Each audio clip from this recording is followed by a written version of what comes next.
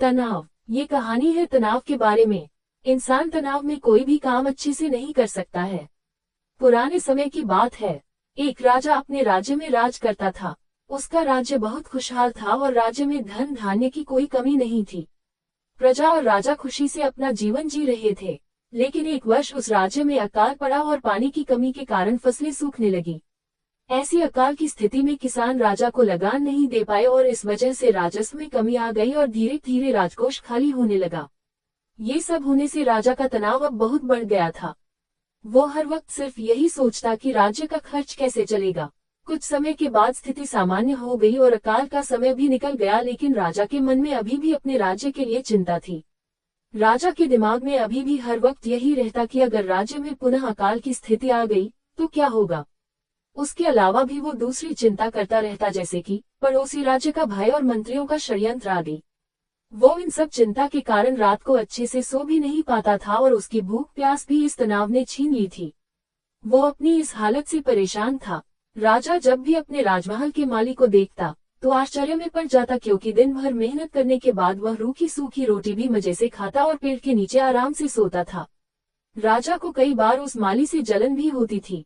एक दिन राजा के दरबार में एक महात्मा आए। राजा ने अपनी समस्या उस महात्मा को बताई और उनसे ये भी कहा कि आप मुझे इस समस्या को दूर करने का कोई उपाय बताइए।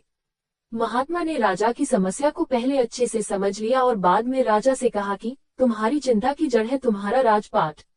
तुम अपना राजपाट पुत्र को दे दो और इस समस्या से मुक्त हो जाओ।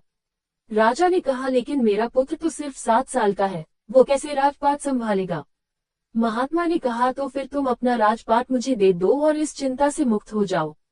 राजा अपना राजपाट उस महात्मा को देने के लिए तैयार हो गया और उसने अपना राजपाट महात्मा को सौंप दिया।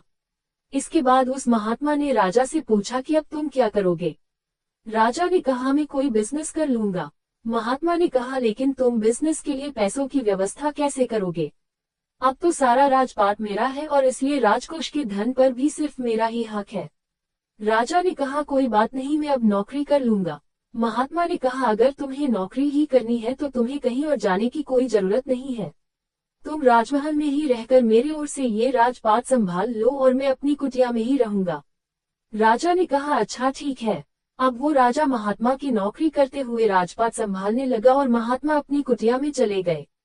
कुछ दिन बाद वो महात्मा फिर से राजमहल में आए और उन्होंने राजा से पूछा कि बताओ, अब तुम्हें भूख लगती है या नहीं। तुम्हारी नींद का क्या हाल है। राजा ने कहा, अब तो मैं हर रोज अच्छे से खाता हूँ और मुझे हर रोज अच्छी नींद भी आ जाती है। राजा ने महात्मा से पूछा कि मैं पहले भी राजपाट का कार्य करता था और अभी भी मैं वही कार्य करता हूँ, तो फिर ये परिवर्तन कैसे। महात्मा ने मुस्कुराते हुए जवाब दिया कि पहले तुमने अपने कार्य को बोझ बना लिया था और तुम हर वक्त उस बोझ को अपने दिमाग में लेकर तनाव के साथ घूमते थे, लेकिन राजपाट मुझे सौंपने से तुम अपना सारा कार्य अपना कर्तव्य समझकर करते हो और इसलिए ही तुम अब तनाव मुक्त हो गए हो।